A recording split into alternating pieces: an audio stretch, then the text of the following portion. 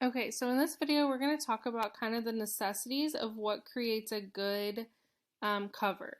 So you're going to want it to be square, which we talked about in the previous video. You're going to want your title to be bold and easy to read. And you're going to want some sort of picture on the front, whether that's a picture of someone using your product or a picture of the product, something to advertise it. A lot of people put their logo, but not everyone does. That's a personal preference. You want to find a theme and a style and keep it simplistic. Also, keep it updated. Styles change over the years, so you're going to want to change your style as the styles change. So here's two of mine that I've created. This one is for a reading recipes unit that I created, and then this one is for a teacher planner. So a lot of my products have this side panel right here, and I change the color depending on what it is. Also, if it's digital, I put this digital classroom sticker up here, just kind of showing like, hey, this is digital. It makes it stand out. I have big, bold lettering. I have a visual of kind of what it looks like, and then I have a couple of important things that they need to know down at the bottom. I chose a teacher by teacher seller who does a really awesome job on her covers, and she just has really awesome products in general. You can always check her out, especially if you teach like middle school and up special ed. She's really great. So if you look at her covers, she shows you what she has big and bold. She has her logo. She tells you what it is, so you have an idea. So when someone is looking for counting money, just something for counting money, they're going to type in counting money sped maybe. And hers is going to be one of the ones that pops up. One, she has great reviews, it's a decent price, and she has beautiful cover photos. So another one is her morning meeting, and you see that her style is similar. So each of these has a similar style, and they all kind of flow together. That's what you want. You want to create your store's aesthetic. You want to create it using similar colors. You don't want like orange and red right next to each other. Like, that's not visually appealing.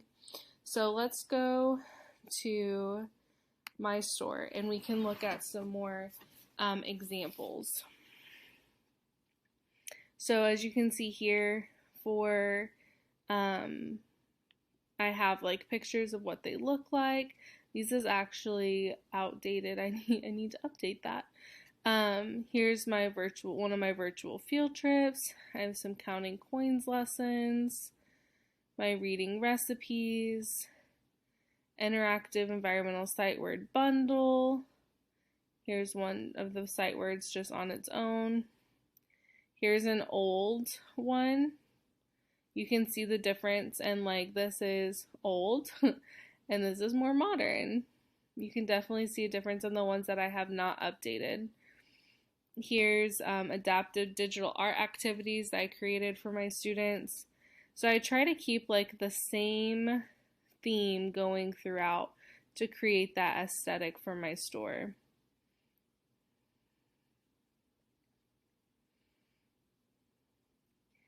That one doesn't even have a cover photo. That's good. I think some of these I updated the actual slides, but I did not update the cover photo. So that, I mean, learn from that. Like, learn from those mistakes. Like, you've got to keep things updated to keep the sales going, because otherwise people will stop buying. They'll go to someone else. But anyways, here's what a lot of my, this is what they look like. Interactive sight words, environmental sight words. You can see old, old. Here's a newer one. Yeah, so anyways, it definitely helps with the aesthetic of your store when you follow those key things about creating those cover pages for your products. When creating a PDF preview, the easiest thing to do is go to your product, and you're going to select the slides that demonstrate and showcase your product the best. So for this one, I would probably do like the unit sequence so that they can see what that looks like, and then maybe like one of each of these.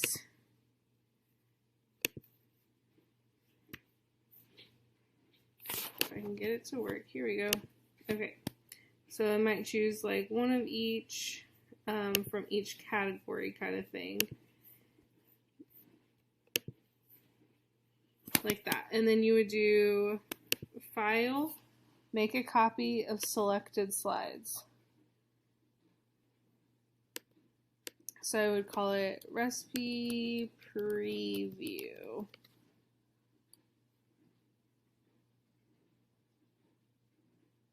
Okay, so from here I would insert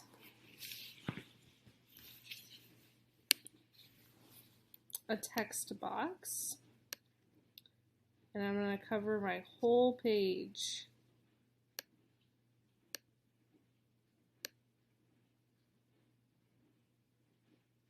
And I'm going to write preview on the whole thing.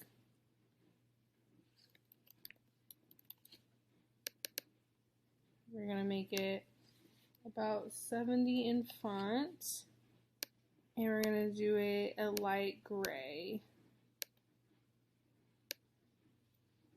Let's make it a little bigger. Yeah, like that.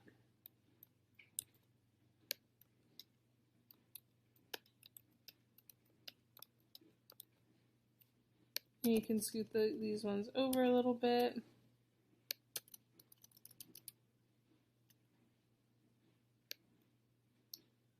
Apparently my computer does not like this program very well right now. Sorry for that.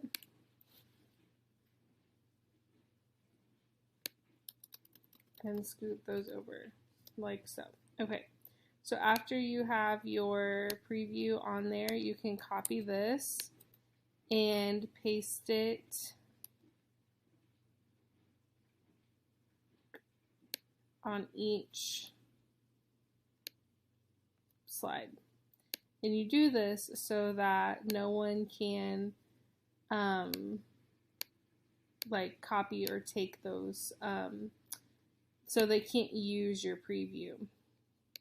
Okay, so then the next thing you do is download as a PDF, and that's it.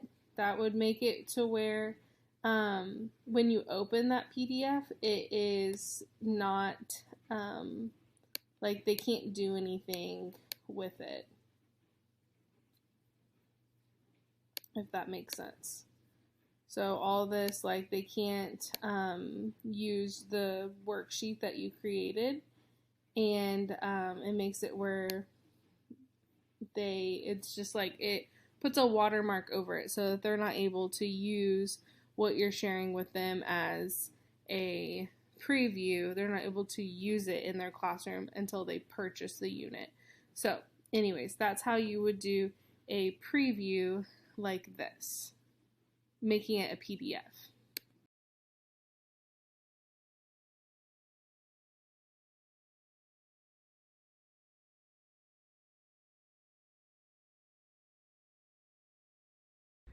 Okay, this section is about copyright laws. Yay, the most fun part. They're so important, and it's something that I did not learn about until later on. I did not realize that I was breaking the law, basically, until much later when I was already selling all of those things that were breaking the law. So, one of the biggest thing is pictures, clip art, fonts, quotes, movies, books, stores, and more.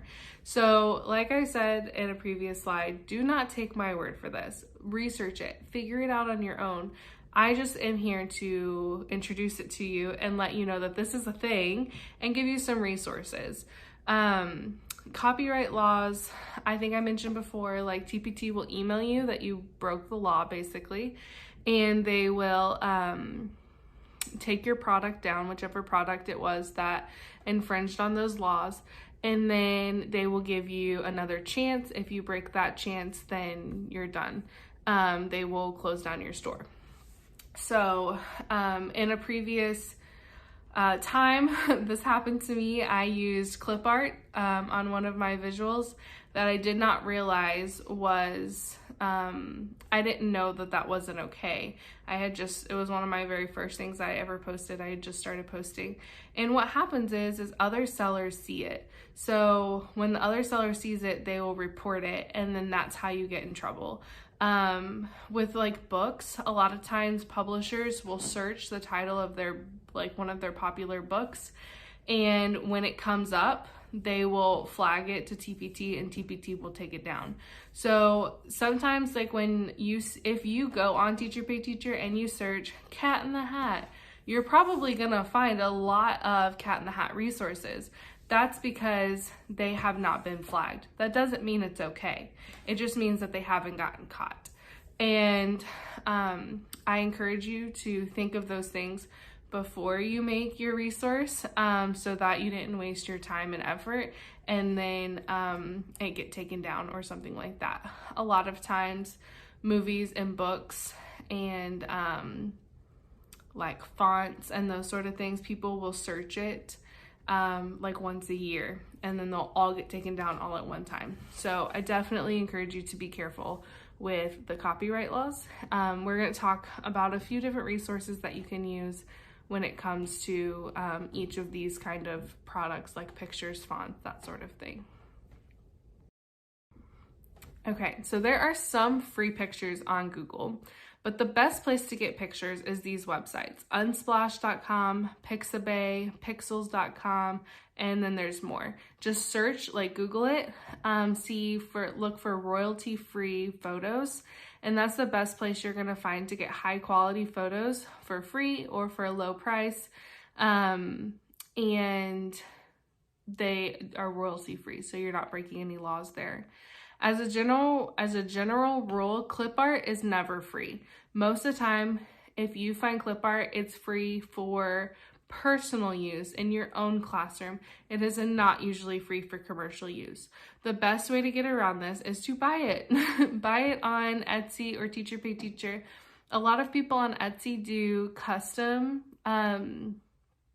clip art, and for like students with disabilities, a lot of times you can find wheelchair clip art, you can find like blind and visually impaired clip art, you can find like different AAC device clip art. There's all different kinds of things you can find on Etsy and Teacher Pay Teacher that centers around the world of SPED. And at the end of your product, you will have a page that says like, thanks for downloading. The clip art is provided by, and then you'll have a picture of their logo. And that's usually how they ask you to give them credit. They don't expect you like on each slide to like, clip art, it's from this store. Like, it's usually at the end. You can also create your own clip art and sell it. You could sell it for free for commercial use. You could sell it paid, however you want to do it. But clip art is something you have to be very careful with, because people know their clip art. And even if you find clip art on Google, that does not mean it's free. That's what happened to me. I found it on Google. I was like, oh, it's free. It's not free. Don't make the same mistake I did.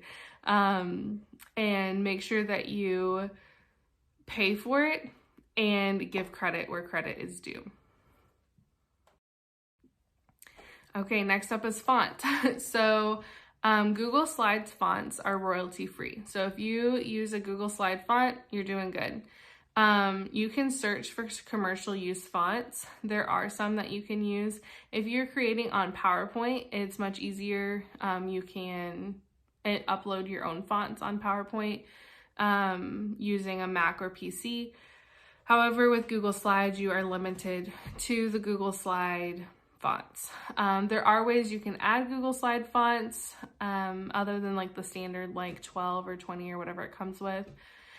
You can buy fonts from Teacher Pay Teacher and give credit, like we talked about the clip art, and you can also create your own font. I've never done that. I'm not that talented, but I know it's possible.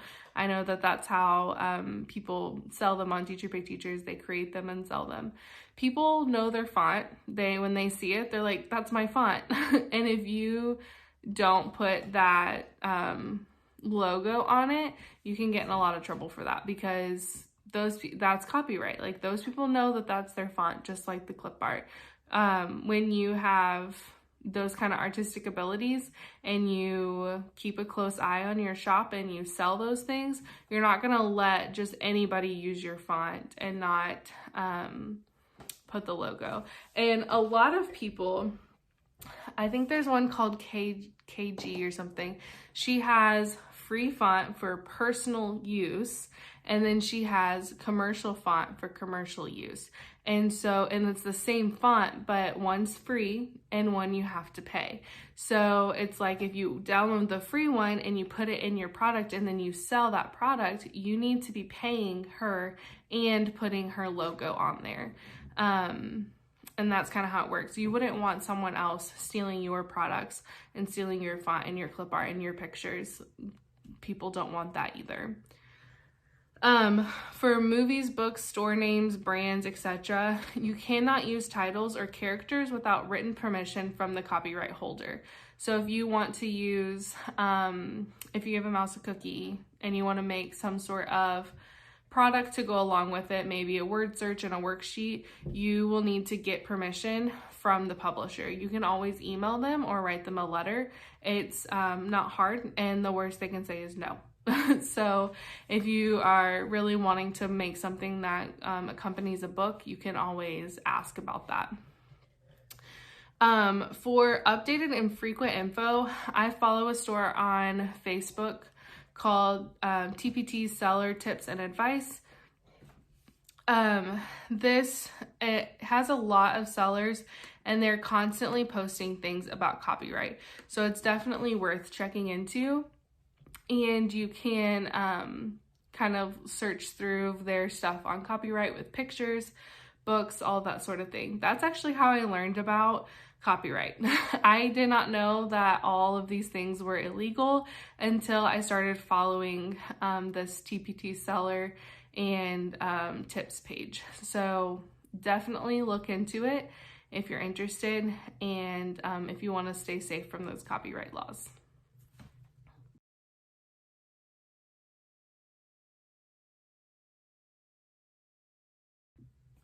Okay, so for your final project, what you're gonna do is you're going to pick a product that you've previously created. So I know that some of you guys took my product creation workshop, and maybe you created a product there.